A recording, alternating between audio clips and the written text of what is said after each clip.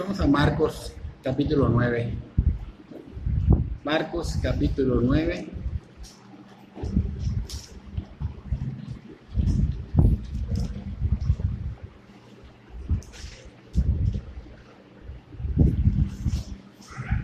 Versículo 30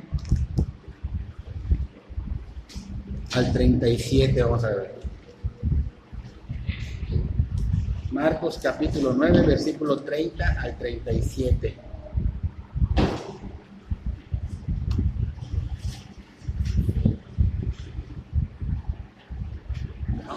Vamos a orar. Vamos a orar.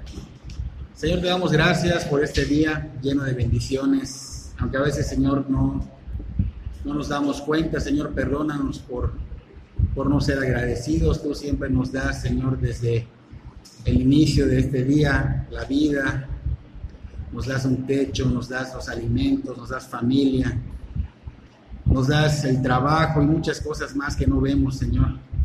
Te damos gracias por todo lo que nos has dado en este día. Te damos gracias porque nos has permitido llegar hasta esta hora y estar en este lugar, Señor, donde podemos pues venir a conocer más de ti, conocer tu naturaleza, conocer tu carácter y que, Señor, pues nos alimente el Espíritu. Pedimos, Señor, que en esta noche tu Espíritu Santo abra nuestro entendimiento, dirija este estudio, Señor, y que podamos comprender los misterios de tu reino y crecer cada día más, Señor, para glorificar tu santo nombre, Señor. Bendice a las personas que no han podido llegar, Señor. Tráelas con bien. Te pedimos por mi prima para que la traigas con bien, Señor. Y te damos gracias, Señor, porque estamos viendo su crecimiento, Señor.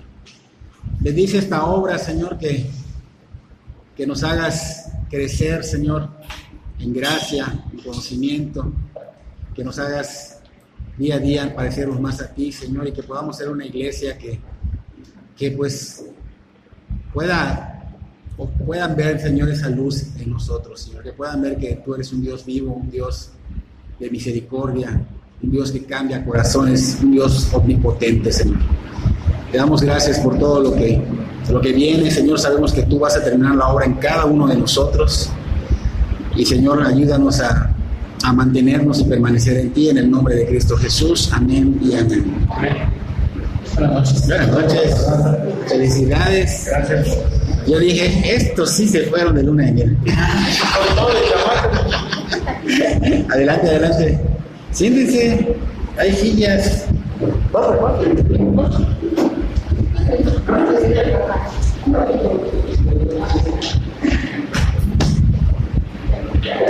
¿Estás casado?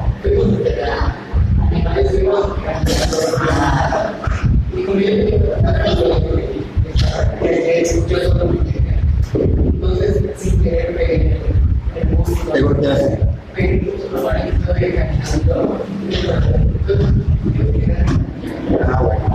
Pueden sentarse, yo puedo estar girando acá, no pasa nada.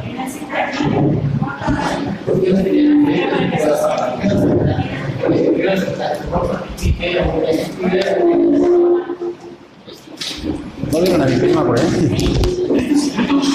¿Hay otro? Ah, qué bueno. Entonces estamos en Marcos capítulo 9. Marcos 9.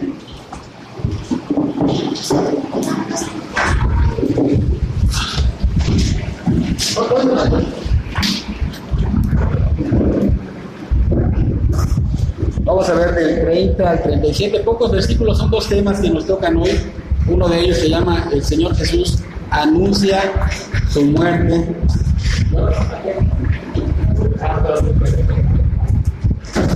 Y el otro, ¿quién es el mayor? Son los dos temas, ¿quién es el mayor? Vamos a hacer una pequeña introducción de lo que vimos la semana pasada. Marcos 9, capítulo 9, versículos del 30 al 37. Son dos temas, el Señor Jesús anuncia su muerte y quién es el mayor.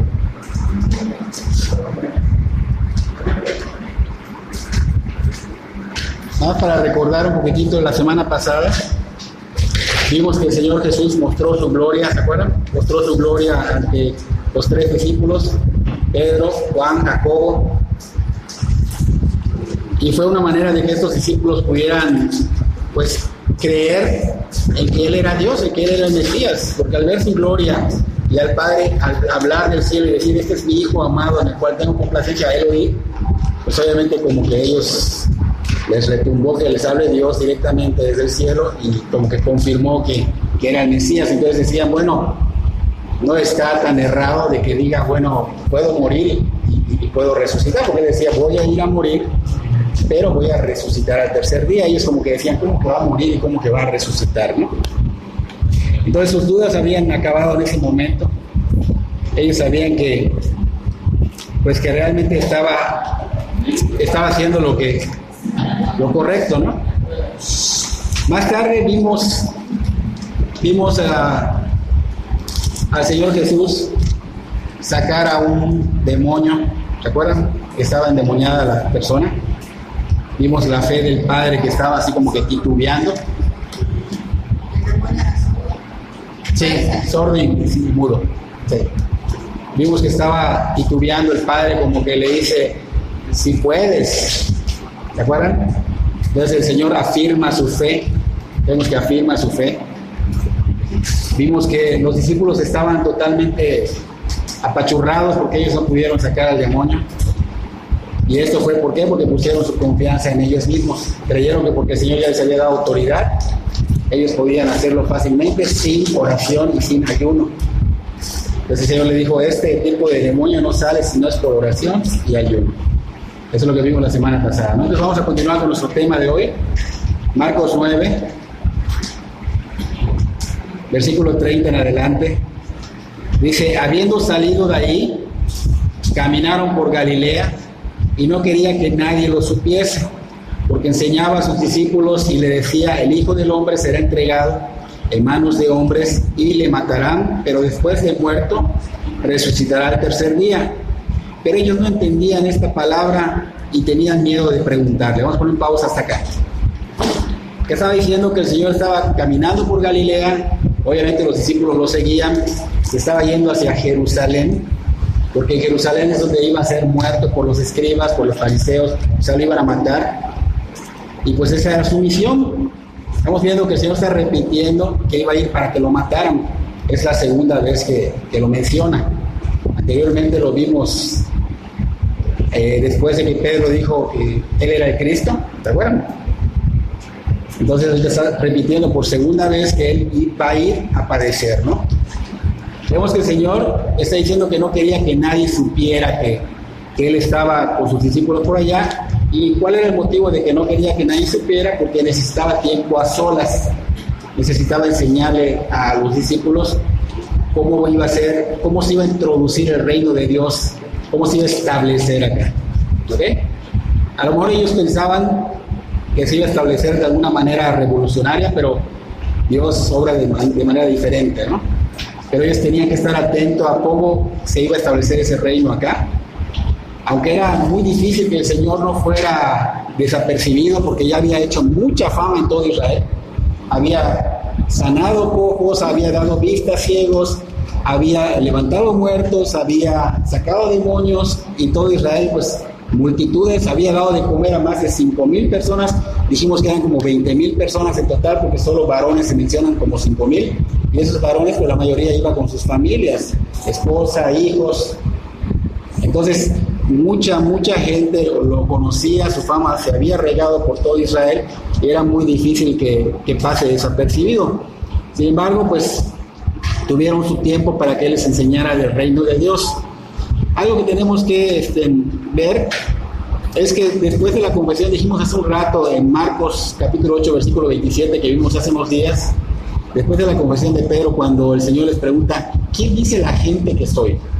Y ellos responden, unos dicen Elías, otros dicen un profeta, y luego le pregunta, ¿y ustedes quién dicen que soy?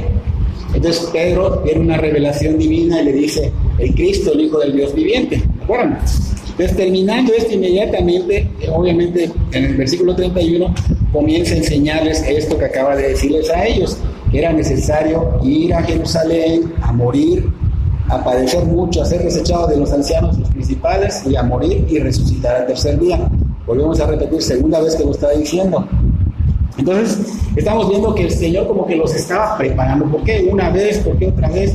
El Señor nos prepara para pues algo tan fuerte que iba a suceder. Y es algo que a veces cuando nos habla el Señor, a veces nos habla de alguna manera, tal vez en el estudio hoy nos está hablando, tal vez en la prédica nos esté hablando el domingo, tal vez el jueves en la oración nos esté hablando. Entonces como que nos está preparando el Señor para algo. Es importante que prestemos atención a la voz de Dios, porque a veces va a pasar algo y el Señor nos prepara, nos usa, ¿no? Como en este caso, los estaba preparando porque iba a ser algo fuerte y ellos tenían que estar firmes. ¿Por qué? ¿Por qué firmes? Porque ellos iban a seguir el curso de la obra de Dios. Ellos iban a llevar el Evangelio a todas las naciones. Entonces el Señor tenía que ver que ellos estén enfocados y que conocieran bien los misterios de Dios. ¿Ok? En Lucas 9, versículo 51, allá dice que se cumplió, claramente dice que se cumplió el tiempo en el que él tenía que ser recibido allá arriba, y dice que pues obviamente se estaba yendo hacia Jerusalén, dice que afirmó su rostro. Y cuando nosotros vamos a hacer algo fuerte, no sé, alguna acción fuerte, vamos a poner, a lo mejor vas a correr, ¿no? Como que te preparas, ¿no? Como que te pones para prepararte, o cuando vas a hacer alguna fuerza con algo, como que tu rostro cambia para hacerlo, ¿no? Entonces era algo tan fuerte que iba a pasar, que su humanidad de Jesús, pues obviamente tenía él que dominarla, ¿no? Porque él fue 100% Dios, 100% hombre. Entonces el Señor tenía que pues hacerse fuerte como humano para ir a la cruz. Sabía lo que él sabía, todo lo que le iban a hacer. Él conocía todo, conoce todo. Entonces como humano pues él nunca había sentido nada. Él vino a esta tierra a experimentar. Él sintió hambre, él sintió dolor, él sintió traición, él sintió todo lo que nosotros podemos sentir. Él lo sintió. Estaba en su humanidad. Su divinidad la guardaba. En la clase pasada vimos que sacó su divinidad, que fue esa gloria que vieron los 3 apóstoles, ¿no ve? Era la presencia de Dios, su gloria, su divinidad, pero la volvió a esconder y no la usaba. Se estaba manteniendo como hombre, 100% hombre. 100% hombre, tenía que ir a padecer. Entonces, cuando el Señor Jesús les dijo que su reino se iba a establecer a través de su muerte, pues ellos se asustaron, porque dice, ¿cómo va a ser que el rey venga a gobernar de esa manera, con una muerte? O sea, normalmente pues los que gobernaban, los reyes que gobernaban, pues obviamente venían con revoluciones o con espada, ¿no? Pues a ganar territorios, a ganar reinados. Y como Roma pues tenía oprimido a Israel, pues ellos tenían una idea de que el Mesías iba a venir con eso.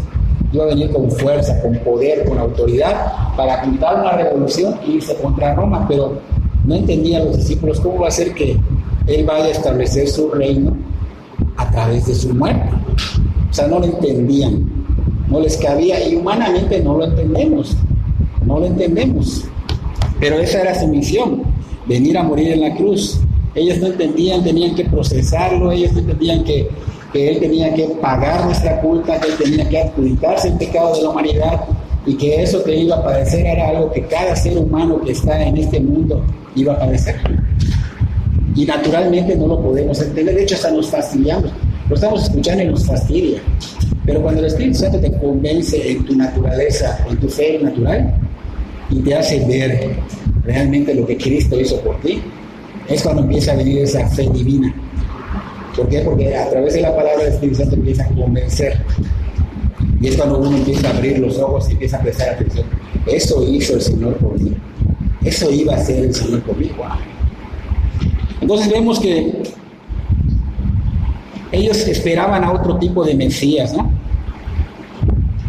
Ven al Señor durante meses sanar enfermos, ven al Señor levantar muertos, decían, ¿cómo puede ser que vaya a morir por manos de este concilio, o los de Roma, si legiones de demonios no pudieron detenerlo? O sea, él se puede defender, es lo que pensaban ellos, él se puede defender. Sin embargo, pues lo único que llegaban a pensar es que, bueno, a menos que él permita que lo golpeen, que lo lastimen y que lo maten, pero él puede defenderse de legiones de demonios que son mucho más fuertes. Pero bueno, no lo entendían. Ahora bien,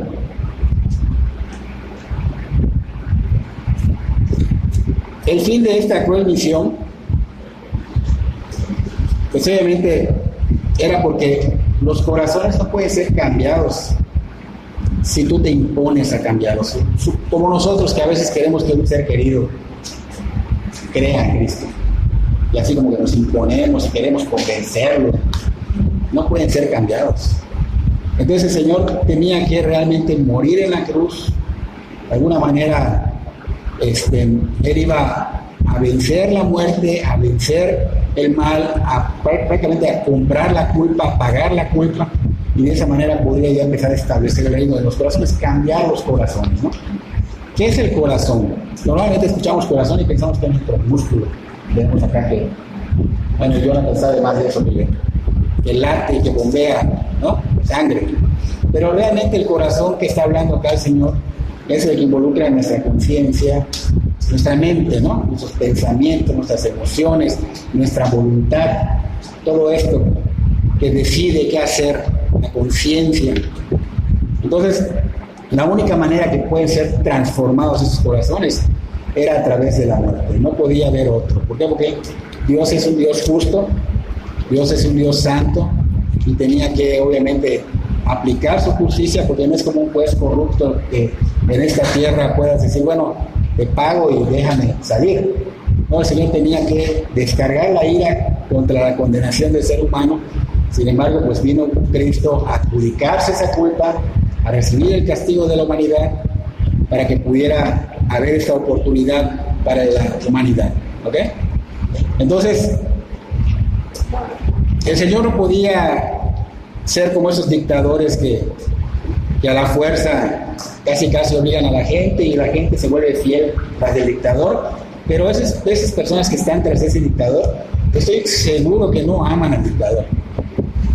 Estoy seguro que ellos no pueden amar al dictador. El Señor tenía que mostrar su amor, y la única manera de mostrar su amor era esa: salvándolos, tomando lugar, muriendo, y nosotros podríamos ver cuánto nos amó y por su amor amarlo a Él. ¿Ok?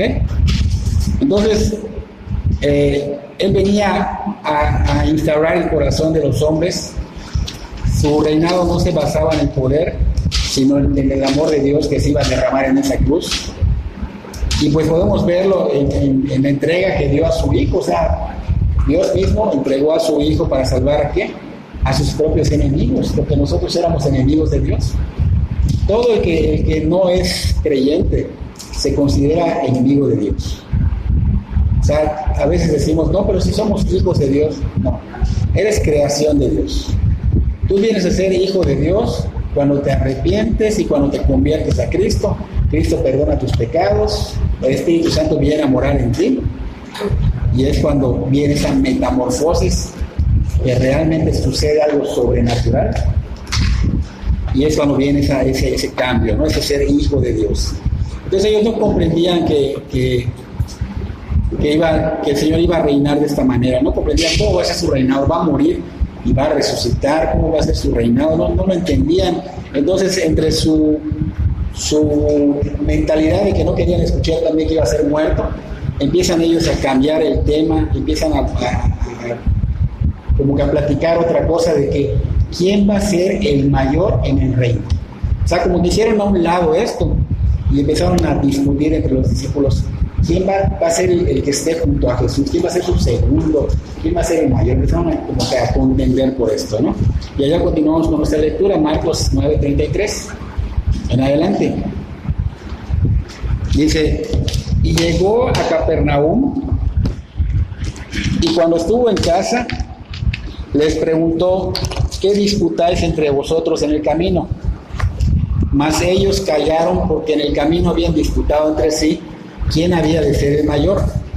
Entonces él se sentó y llamó a los 12 y les dijo: si alguno quiere ser el primero, será el postrero de todos y el servidor de todos. Y tomó a un niño y lo puso en medio de ellos, y tomándole en sus brazos les dijo: el que recibe mi nombre a un niño como este, me recibe a mí, y el que a mí me recibe, no me recibe a mí, sino al que me envió.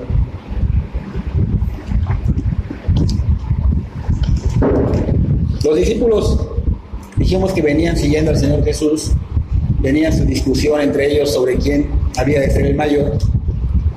Recordemos que el Señor estaba buscando privacidad para estar con ellos. Entraron a Capernaum, ahí tenía una casa donde ellos se reunían, que la tenían como un lugar de estrategia, como un lugar donde se reunían para ver cómo iban a alcanzar a las comunidades, ¿no? Y también para descansar. El Señor les pregunta qué estaban discutiendo durante el camino, y los discípulos como que se avergüenzan, porque como que estaban discutiendo algo que no venía al caso que discutieran. Jesús les estaba diciendo que él iba a morir, y ellos estaban viendo quién iba a ser el mayor, como esas personas que ya va a morir su pariente y están nada más pensando en la herencia. ¿Entienden? Así estaba. O sea, en vez de que estén preocupados, oye, va a morir, vamos a ponerle más atención, vamos a platicar con él, No, estaban así como que no me importó su muerte, y ya estoy viendo quién va a reinar, quién va a ser el mayor. Y pasa, ¿no? Pasa en este mundo. Entonces, vemos que ellos estaban como que no queriendo poner atención a esto, empiezan a hablar de estas cosas y empiezan a olvidarse, como dice, de lo que es cargar la cruz, de lo que es negarse a sí mismo, de lo que es seguir a Cristo. Lo que venía a mente de Jesús, que decía, bueno, hace unos días o hace unas horas les dije que los que quieran seguirme tenían que negarse a sí mismo, tenían que cargar su cruz cada día. Y estas personas, ahorita que les estoy diciendo que voy a ir a la muerte, o sea, como que quieren evitar esa parte, como que quieres borrar de la Biblia esa parte, ¿no? O sea, como lo que Satanás quería. Oye, Jesús, no tienes que ir a la muerte de cruz. Yo te voy a dar toda la gloria de todo el mundo si tú te postras y me adoras. Algo parecido. Estas personas estaban buscando reinar sin pasar por algo fuerte, duro, adversidad, persecución. Entonces es algo que tenemos que tomar en cuenta. Hay dos frases que estas personas no querían seguir, como que querían hacerlas a un lado, y es obviamente el negarse a sí mismo, que es morir a tu yo, a lo que yo estoy acostumbrado, a lo que yo creo que es así, a lo que es a mi manera, a lo que tú siempre has creído, porque el mundo te lo ha enseñado, y obviamente a negarme a mi voluntad. ¿Sabes qué? Cargar mi cruz significa ya no mi voluntad, ahora espero la orden de Dios. ¿Cuál es la orden de Dios? Aquí me dice cómo voy a caminar, cómo voy a vivir, cómo voy a glorificar, cómo voy a realmente ser útil para su gloria, para su obra. Entonces esas personas no querían, siendo discípulos, como que no querían tomar estas dos frases, y son condiciones que Dios ha puesto para que seamos sus discípulos. Hoy día el cristiano de hoy no se quiere esforzar, no quiere sentir que da trabajo. O sea, en el trabajo sí dice, bueno, pues ni modo, no tengo que hacerlo en el trabajo, pues ahí como paga mis rentas, paga mi comida, mi ropa, mi ida al cine. Pero por Cristo yo no quiero hacer nada, y se nos olvida que Él nos rescató realmente de una muerte eterna. El alma eternamente va a vivir. El alma se va el alma siente, el alma va a estar allá queriendo quitarse de ahí, no va a poder, va a estar como esclavizada en ese infierno. El alma tiene recuerdos. El alma le decía a Abraham que le moje en la punta de la lengua porque se estaba quemando. Le decía, por favor, que alguien vaya a decirle a mis hermanos para que no vengan a este lugar tan horrible. O sea, tiene conciencia. Y dices, bueno, si el Señor me libró de todo esto, me rescató, ¿cómo no voy yo a pasar por esta leve tribulación momentánea para luego estar en gloria con Dios, ¿no? Y ellos no querían aceptarlo. Y los cristianos de hoy es lo que hace, abusa de la gracia, no se quiere esforzar. Total, ya me salvo, yo ya soy cristiano. Tú no sabes si ya te salvó. El pensar así puede ser un pensamiento que muestre evidencia de que no has sido convertido a Cristo.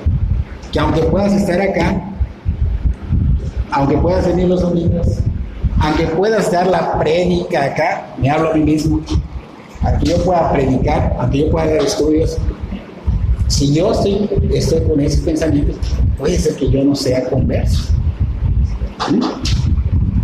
O si yo estoy acá hablando muy bonito con esto, pero allá afuera mi vida es un desastre, no soy. Entonces, tristemente, la gente de hoy día, el cristiano, quiere la gloria, no quiere el sacrificio, y el que siga a Jesús va a tener que pasar por cosas fuertes. Señor no te viene a decir, ¿sabes qué? Se van a acabar tus problemas. En el lugar donde te enseñen esto, de veras que es una herejía. En lugar donde te prometan, ¿sabes qué? El Señor te va a dar trabajo, el Señor te va a dar... No, el Señor nunca te va a dejar sin comer si tú estás de veras buscándolo, eso sí, pero no te va a dar riquezas, no te va a dar realmente... de hecho, Él dijo, vine a traer espada, no paz. ¿Y por qué dijo espada? Porque dice, vine a traer espada porque voy a dividir, a lo mejor padre contra hijo, hija contra madre, nuera contra... Lo dice la palabra. ¿Por qué? Porque cuando una persona empieza a buscar de Cristo, los otros se vuelven enemigos. Entonces, va a haber persecución, van a haber problemas, pero estamos en un mundo caído. Ahora, ¿cuál es la diferencia? Que nosotros estamos fortalecidos por Dios. Que nosotros, el Espíritu Santo, nos da fortaleza, nos da esa paciencia, el soportarnos, el poder pasar por todo lo que venga, cualquier tempestad, cualquier adversidad. El Señor nos da y nos libra de ello. ¿Sí? Lamentablemente, como dijimos, muchos no quieren negarse a sí mismos, muchos no quieren cargar su cruz cada día, porque eso es diario, porque muchos dicen, bueno, lo hice una semana, un mes y ya estuvo. No, esto es todos los días. Esto es todo, ya fui el domingo. Total. Pero a veces piensan que el pastor es así como que quiere obligar. No, yo nada más quiero que tú te salves y que verdaderamente trabajes en la obra de Dios. Porque de verdad es algo que no se lo deseas a nadie. Tú te vas a dejar, no vas a dejar mentir. En los hospitales hay gente que está con un dolor que no lo soportan y le están metiendo ya, y aún así siguen con dolor. Bueno, allá en el hospital te están al menos bajando ¿cómo se puede decir? La intensidad del dolor. En el infierno no se va a poder hacer esto. En el infierno es eternamente, por los siglos de los siglos de los siglos de los siglos de los siglos. Entonces, lo único que se trata acá es que conozcas a Cristo, que Cristo te salve, y cuando Cristo te salve en automático, tú ya quieres servirle, tú ya quieres estar en su obra, tú ya quieres ni siquiera moverte de su obra. El Señor no ha cambiado estas condiciones. Su palabra permanece, dice, y Él dice en Mateo 10:38, el que no toma su cruz y sigue en pos de mí, no es digno de mí. Apúntalo, Mateo 10:38. En Lucas 14:25 al 27 dijo, grandes multitudes iban con Él, y volviéndose les dijo, si alguno viene a mí y no aborrece a su padre y madre y mujer e hijos y hermanos, hermanas, y aún también su propia vida, no puede ser mi discípulo. Y el que no lleva su cruz y viene en pos de mí, no puede ser mi discípulo. Y esto de aborrecer a su padre y a su madre no es algo de que lo tomes literal. El Señor quería decir que si no, dice, el que me ama, mi palabra va a guardar. O sea, el que me ama, mi palabra va a vivir.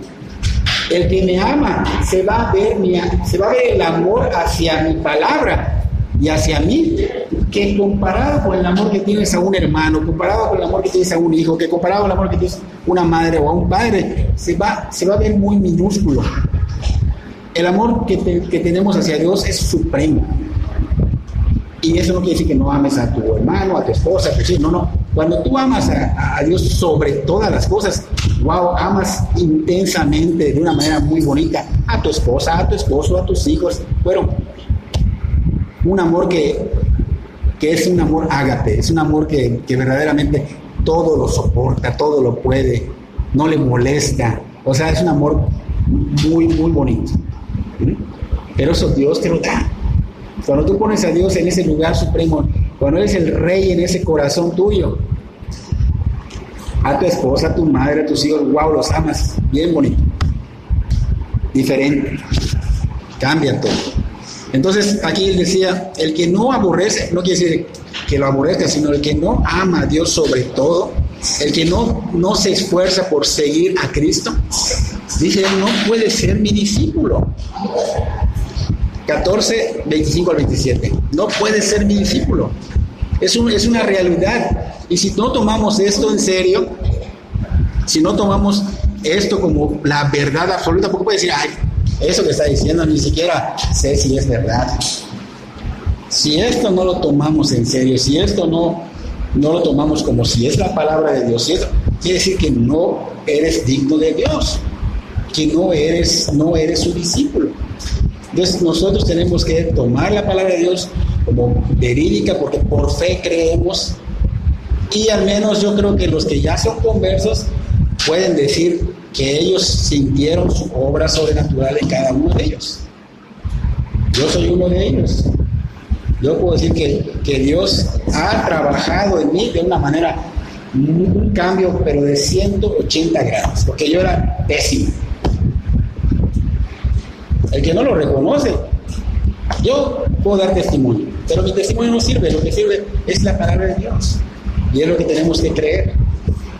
Entonces, es una realidad, y esto es algo que tenemos que esforzarnos. Dijimos hace 2 o 3 clases que la palabra esforzar significa una batalla a muerte. ¿Por qué? Porque cuando uno intenta o trata, realmente no es lo que Cristo quiere. Cuando Cristo dijo, muchos van a intentar o muchos van a tratar de entrar por la puerta ancha. La puerta ancha es lo que el mundo te vende. Es como vive el mundo, el sistema del mundo. Está totalmente amplia. Y dice el Señor, y muchos van por ella. Y es camino de perdición. Pero la puerta y el camino angosto, puerta estrecha, camino angosto, es el que lleva a la vida eterna. Es difícil, pero no imposible, porque tienes al Espíritu Santo morando en ti. Entonces, no podemos hacer a un lado esta realidad absoluta que Dios nos está diciendo. Negarse, cargar la cruz cada día y seguir. ¿Ok? ¿Por qué? Porque es la condición que nos pone. Estos discípulos vemos que tenían mucha inmadurez, y no quiere decir que nosotros seamos más maduros que ellos. Ellos eran más maduros que nosotros. Ellos estaban viviendo con el Señor Jesús, el maestro, el pastor, el príncipe de los pastores. Pero ellos, obviamente, estamos viendo su vida a través de la palabra, y esto nos hace al menos tratar de esforzarnos a no caer en lo que ellos cayeron. Sencillo.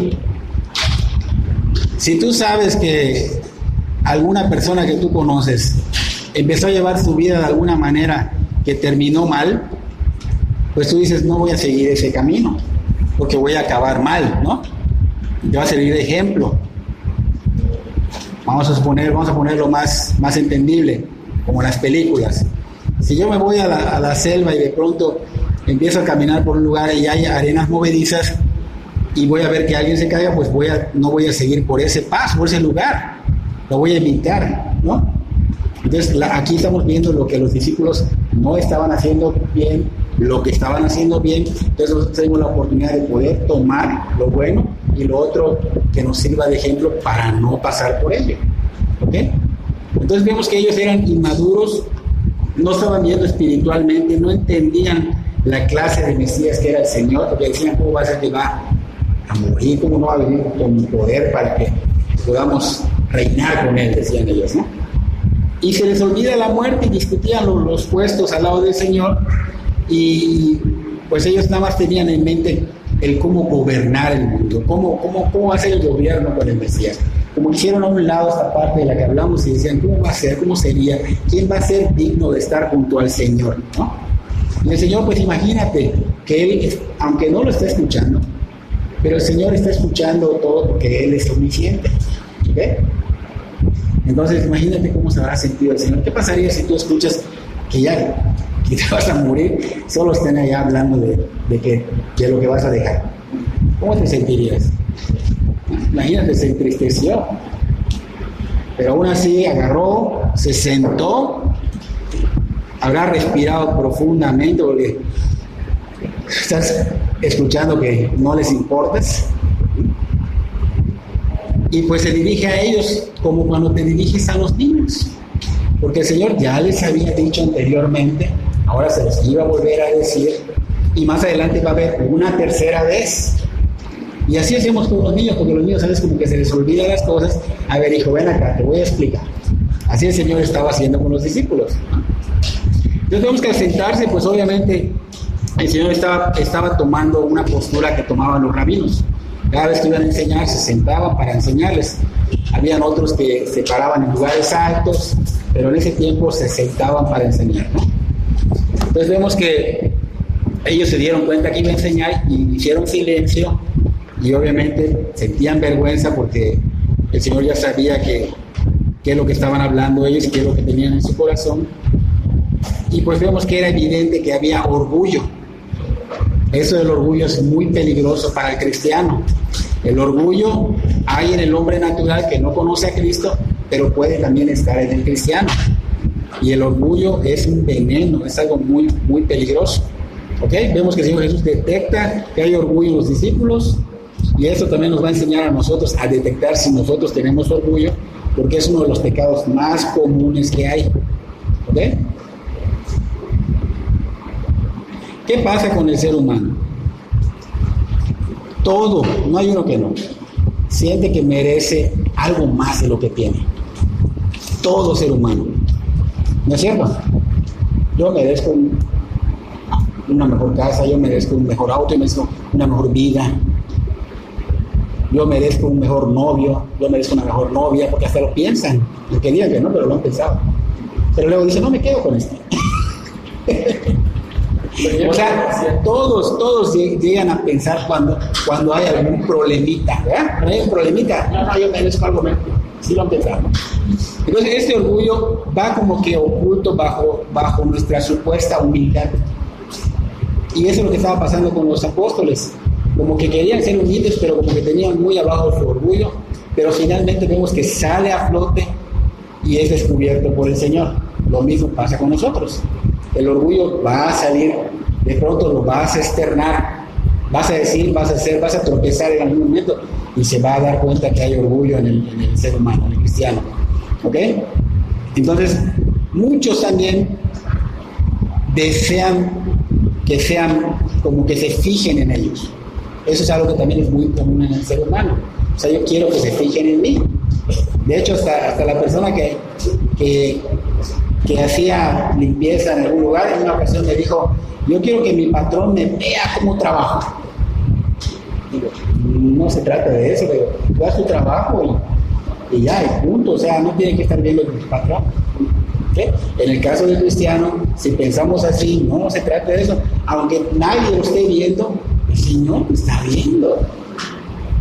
Y eso también hay que tener cuidado, porque a veces hacemos cosas por allá que pensamos que no nos está viendo el pastor o no nos está viendo algún hermano, pero Dios está viendo. Entonces no hay temor de Dios, hay que tener respeto a Dios, temor reverente. ¿Okay? Ya estamos viendo que eso es parte del orgullo. ¿Okay? A veces se manifiesta también en celos, envidias, contiendas, sale el orgullo. Dicen, no, pues es que yo soy cristiano, pero estoy viendo tu orgullo. ¿Y cuál es el fin del orgullo? Obviamente va a terminar mal, arruina el alma, arruina ese amor fraternal, arruina el arrepentimiento, porque el orgullo no te hace arrepentirte, así como que, no, yo estoy bien. Entonces, arruina tu relación al final con el Señor. El orgullo debe estar fuera del cristiano. Yo no digo que va a venir momentos en que a lo mejor viene. Tenemos que ver la manera de pedirle perdón a Dios para que Dios nos limpie, porque nada más así podemos erradicarlo. ¿Okay? Es un corazón, es un pecado muy arraigado al corazón. Vemos que no desaparece con facilidad, porque ya vimos que estas personas anteriormente habían escuchado de lo que el Señor iba a padecer y se los tuvieron que volver a decir porque seguían como que no poniendo atención. Entonces estamos viendo el orgullo que ellos tenían. Entonces no es fácil de desarraigar. Luego más adelante va a volver a decirles el Señor que va a morir ya cerquita de su hora. De hecho, cerca de la cena, de la cena en el aposento alto. Es la tercera vez que se lo va a decir. Entonces vemos que a ellos se les fue muy difícil desarraigar ese orgullo, ¿ok? Entonces vemos al Señor que empieza a enseñarles y empieza a darles una enseñanza de qué aptitud deben adoptar, cómo deben de comportarse. Ellos necesitaban tener esa aptitud porque ellos iban a seguir obviamente la obra de Dios, ellos iban a llevar el Evangelio a todas las naciones. Entonces, ¿qué es la aptitud? Es la capacidad que tiene una persona para realizar adecuadamente cierta tarea.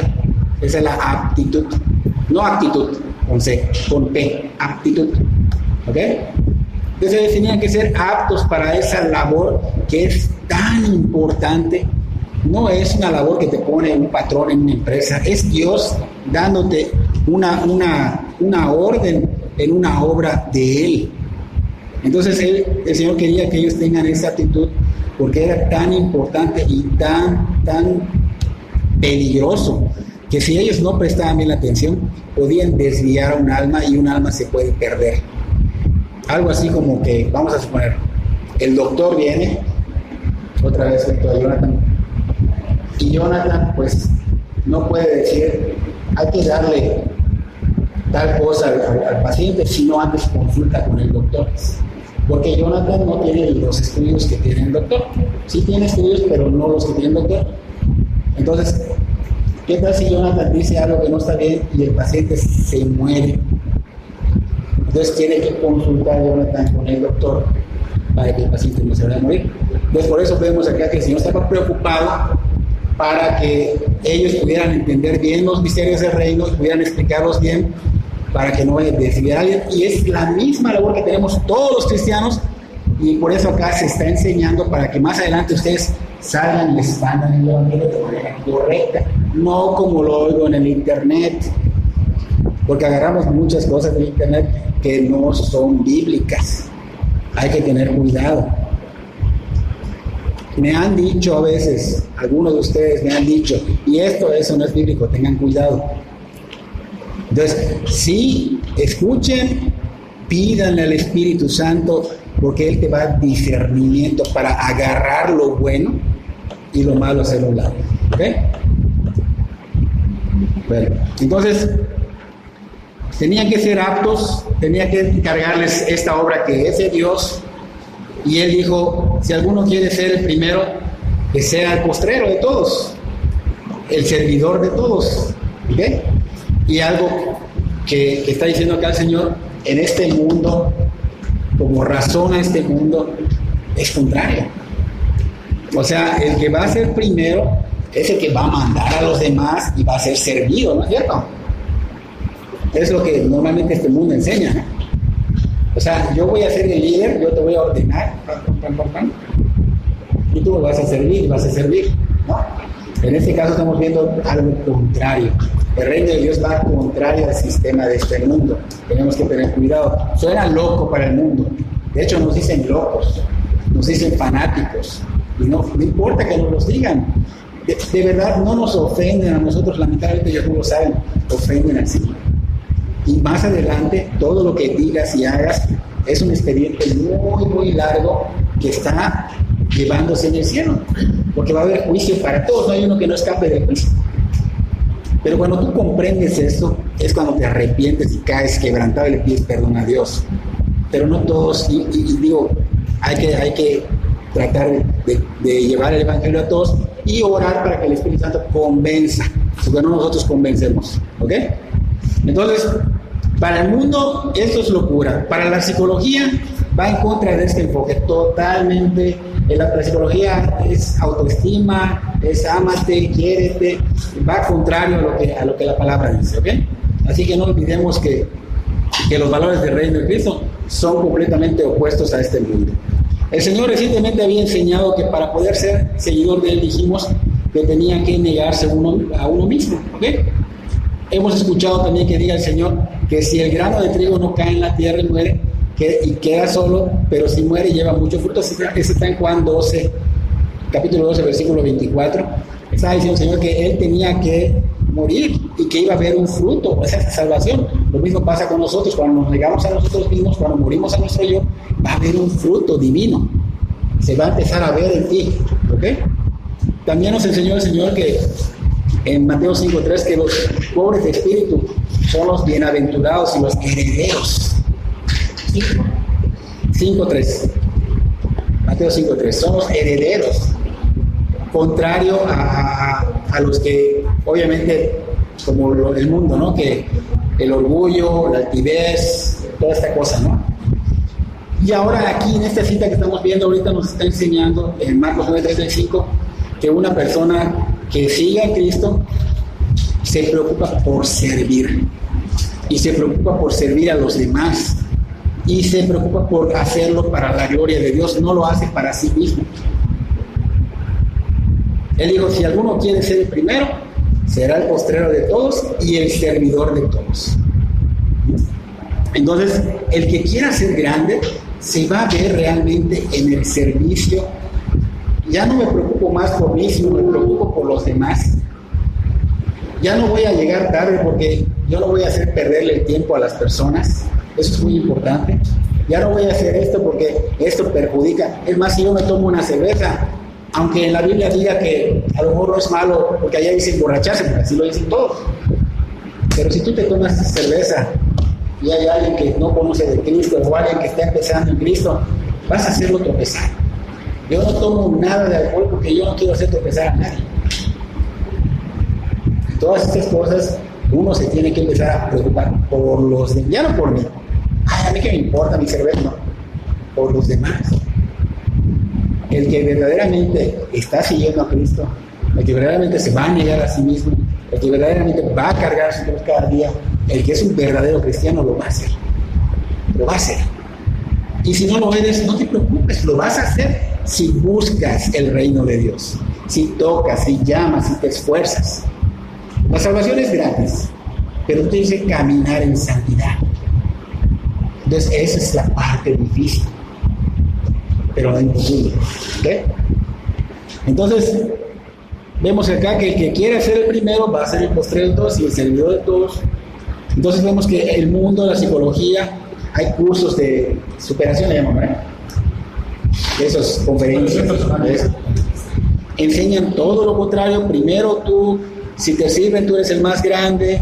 Los ricos siempre buscan los lugares más caros, los mejores lugares, y los pobres son los desechados para atrás. Los ricos son los más fuertes, lo hemos visto en todos lados, ¿es cierto? De hecho, hay lo que se llama el ser excelente. Ahora, recordemos un poquito Lucas, creo que es 16. Muere el rico, muere el pobre. El rico, ¿dónde se fue? Al infierno. Y el pobre estaba en el seno de Abraham. Le dice a Abraham al rico, pues te dieron muchos bienes, ¿qué hiciste con ellos? Los atesoraste. ¿No? Ahí tienes tu recompensa. Entonces, ¿hay oportunidad para los pobres? Claro que la hay. Lamentablemente hay religiones, esto no es una religión, pero hay religiones donde los pobres no tienen esperanza. Porque si muere un pobre, lo tiran allá en la cosa, ¿cómo se llama?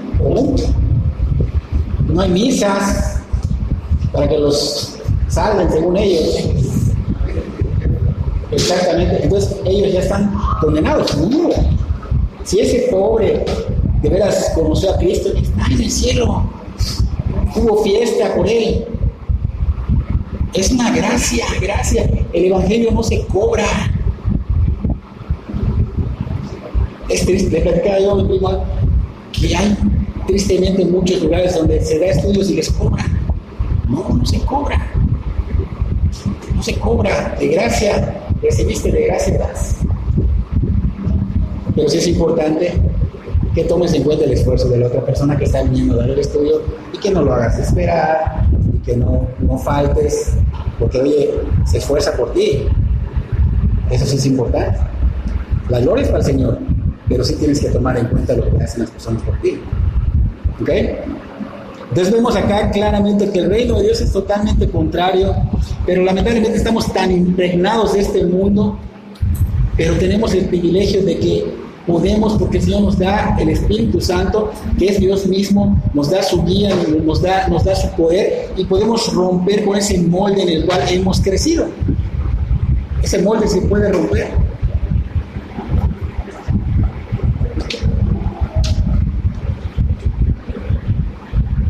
Entonces la grandeza en el reino de Cristo no consiste en gobernar, no consiste en recibir, no consiste en honores, sino consiste en servir. En servir. ¿Qué dijo el Señor Jesús? Yo no vine a ser servido. ¿Qué dijo? Yo vine a servir y a dar mi vida, ¿qué? En rescate de muchos. Es el ejemplo supremo a seguir. No consiste en buscar los primeros puestos, sino en ser los últimos. El que es maduro va a vivir de esta manera, va a preocuparse por los demás y después ve lo suyo. Entonces, el reino del Señor no consiste en estar preocupados por el puesto que Él va a ocupar, sino en que otra persona ocupe un mejor puesto. Y eso no lo ves en el mundo. Dices, ay, de tontos, lo gano yo. No, que coman en mi casa y en la de él no. Yo en mi casa. No consiste en buscar mi propio provecho, sino el de los demás. A veces te tienes que quitar la torta que ya te vas a meter así. Porque tú ya comiste. Digo, estás gordito. Y ese pobre no tiene. Hácelo. Eso es lo que. No estoy diciendo que te quedes sin dinero, no, pero a veces estás. Oye, no quiero comer. Así no. Estás gordito. Estamos gorditos, estoy de hueso. Entonces, no debemos ambicionar cosas que no glorifican a Dios. La ambición acá, de hecho, no la condena el Señor. La ambición la reenfoca. No ambiciono estas cosas, pero sí ambiciono el reino de Dios y su justicia. Sí ambiciono crecer espiritualmente. Sí ambiciono realmente agradar a ese Dios que me libró de algo eterno. El enfoque del mundo es incorrecto. Dios nos da el enfoque correcto.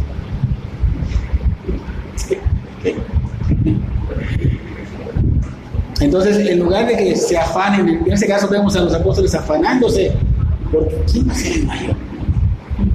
O sea, ¿quién va a ser el protagonista? ¿No? ¿Quién va a tener ese lugar de preeminencia? Esa preeminencia de ese privilegio. El cristiano se debe de distinguir por esa ambición en servir a los demás. Ese es el punto clave para ser grande en el reino de los cielos.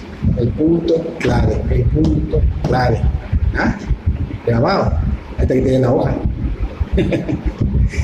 ¿Quién hizo esto en la Biblia? Muchos, entre ellos Juan el Bautista. Él decía que yo mengüe y que él sea ensalzado, exaltado. Y eso es lo que tenemos que hacer nosotros. Que mi vida haga que Cristo sea exaltado, no yo.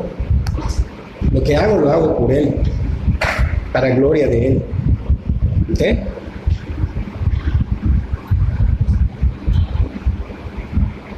Filipenses 2:3 fuimos redimidos para seguir su ejemplo.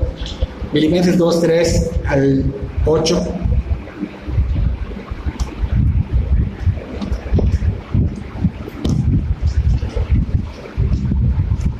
Buena.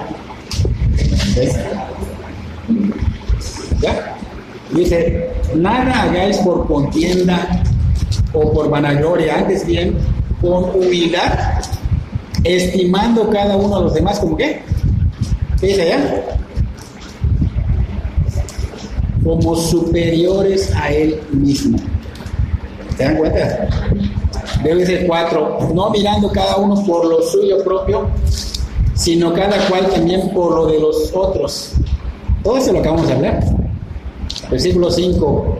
Haya pues en vosotros este sentir que hubo también en Cristo Jesús, el cual siendo en forma de Dios, no estimó el ser igual a Dios como cosa a que aferrarse. O sea, Él era Dios, dejó todo por venir a qué? A padecer, a humillarse y a servir. Sino que se despojó a sí mismo tomando forma de siervo, hecho semejante a los hombres, y estando en la condición de hombre, se humilló a sí mismo, haciéndose obediente hasta la muerte de cruz. ¿A ver? Dice muerte y muerte de cruz. Entonces, esto es todo lo que todo cristiano debe hacer. Muchos dicen, pero es que eso no le corresponde a mí no me corresponde, eso le corresponde al pastor. Es más, le corresponde al que da clases, porque ellos están dando clases, ellos son los que... No. Le corresponde a cada hijo de Dios. A cada hijo de Dios.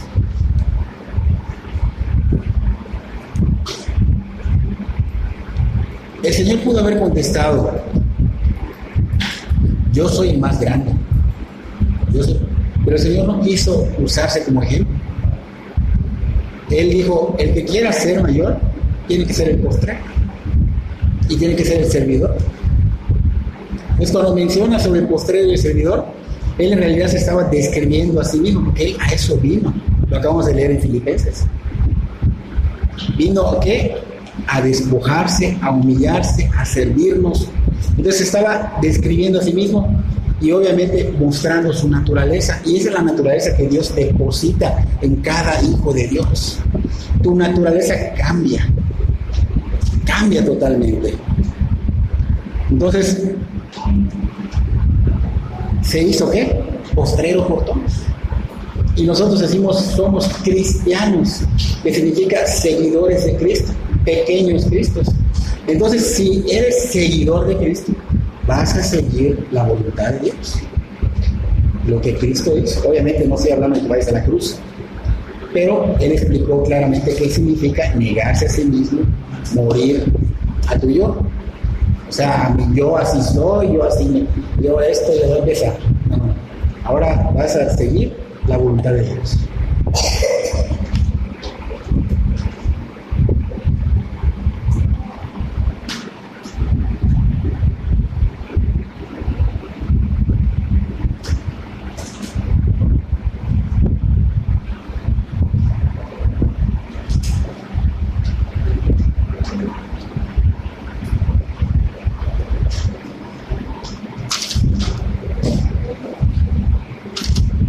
¿Qué es lo que siempre te vende el mundo?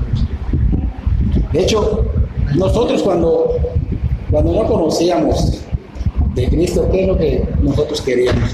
Buscar el éxito, ¿no? El éxito. Muchos lo buscan por el dinero. De hecho, se enfoca en 3 cosas, ¿no? Dinero, fama y poder, ¿no? Es lo que el mundo ofrece. Y creo que empezamos con el dinero, que es lo que te puede llevar a todo lo demás. Con el dinero empiezas a tener fama, con el dinero empiezas a tener poder, puedes comprar lo que quieras, las drogas, las mujeres, o si es al revés, los hombres, o sea, y se empiezan a perder. Todo esto es para que te pierdes, ¿ok? La verdadera grandeza que Dios nos muestra no se muestra en eso, no se muestra en ese éxito, sino se muestra en cómo servimos, en cómo glorificamos a Dios con nuestra vida, en cómo ambicionamos buscar el reino de Dios. O sea, hay un enfoque diferente, te enfoca en una dirección totalmente contraria. Totalmente contraria.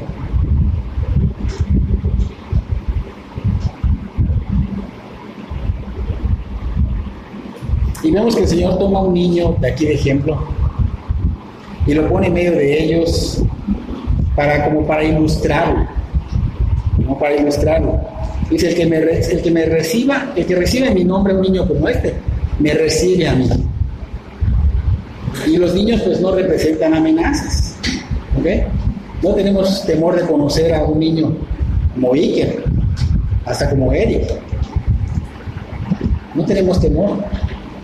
Pero si un hombre ya adulto viene con presencia dura, medio violenta, abrumadora, sí tenemos temor. Entonces, el Señor nos hace ver que Cristo está en los dos papeles. Tanto dice, el que reciba en mi nombre a un niño como este, me recibe a mí. O sea, prácticamente el niño está tomando el papel de él y también el que lo recibe está tomando el papel de él. Si tú haces esto por mí, ¿qué decía el Señor? Cuando hiciste esto y esto y esto por mí, viste a la cárcel, viste al hospital, me diste un vaso con agua, me diste una torta, todo lo que hiciste, lo hiciste conmigo. Entonces, nosotros como cristianos debemos tomar esos dos papeles. ¿Qué hicimos con las personas? Pero también debemos tomar los dos lugares. ¿Ok? ¿Por qué? Porque sabemos que se lo hacemos a Dios. Y Dios también cómo actuaría, de la manera que tú actúas, pues se toman los dos lugares. ¿Sí está entendible? Entonces, cuando recibimos un niño o a algún servidor, estamos honrándolos, pero estamos honrando y sirviendo a Jesús, al mismo Señor. Entonces el Señor mete a este niño de ejemplo porque quería que les quede clara la enseñanza de cómo vas a ser grande en el reino de Dios, y los enfoca en el servicio, no en la grandeza, sino en ser como niños, porque los niños, ¿acaso un niño se enfoca en riquezas? ¿Acaso un niño se enfoca en poder, en fama? Nosotros a veces cometemos el error, somos dados a hacer favores a personas que a lo mejor vamos a sacarle provecho, pero no lo hacemos con personas que no nos pueden pagar. Normalmente lo ayudo, sé que algún día me van a ayudar, ¿no? Pero los que no pueden, se nos olvidan. El Señor nos está llevando, no, mira, tienes que hacerlo con esas personas. ¿De qué sirve que lo hagas? De hecho, en Lucas 14:12, el Señor nos enseña a buscar no a los que nos pueden hacer favores, sino a aquellos a quienes nosotros podemos ayudar. Dijo también el que le había convidado: cuando hagas comida o cena, no llames a tus amigos, ni a tus hermanos, ni a tus parientes, ni a vecinos ricos, no sea que ellos a su vez te vuelvan a convidar y seas recompensado.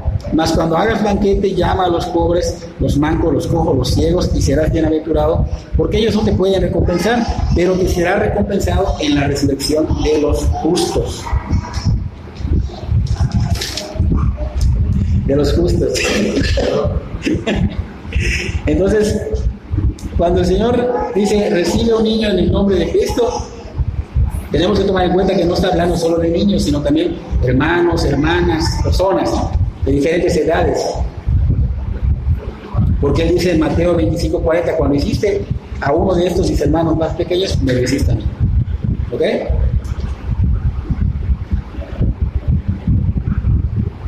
Todo lo que hagas, esa dice el Señor, me lo vas a hacer. Y todo lo que hagas es lo que yo haría. Es doble. ¿Ok? Entonces, ahora vamos a repartir las hojas. Y el que no puso atención,